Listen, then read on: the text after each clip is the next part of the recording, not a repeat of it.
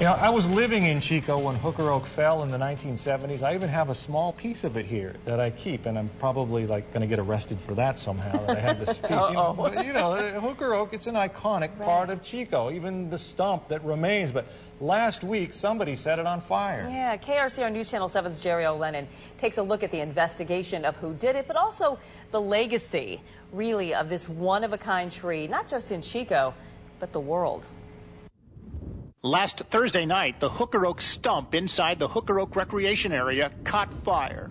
The Chico icon was severely damaged, presumably by an arsonist. Thus far, there are no leads or clues as to who did this, and tracking down the culprit might prove difficult because it happened in the pitch of dark.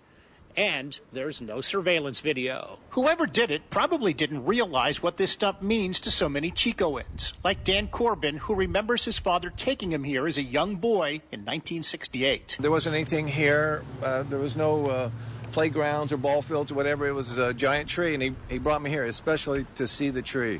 Yeah. Because it was so big. It was pretty impressive. Yeah, 105 feet high. Byron Wolf is a professor at Chico State, as well as an artist and photographer. Well, this is probably from the 60s, but I have them going all the way back to the 1880s. Wolf is researching the Hooker Oak tree with plans to write a book about its history and photographic significance. It was something that people really valued and treasured because it was a spectacle. It was a beautiful, grand, magnificent thing. It was one of its kind. And it was so dramatic and so unusual. So dramatic, so unusual, that it's the image of the city, which is why this apparent vandalism is so painful for so many. It's a personal thing that people have. When you look at the photographic record throughout the years, for almost 120 years. It was also the largest valley oak tree in the world until a storm toppled it in 1977, a natural occurrence which is easily understood. But the tree's latest damage is harder to accept. In Chico, Jerry O'Lennon, KRCR, News Channel 7.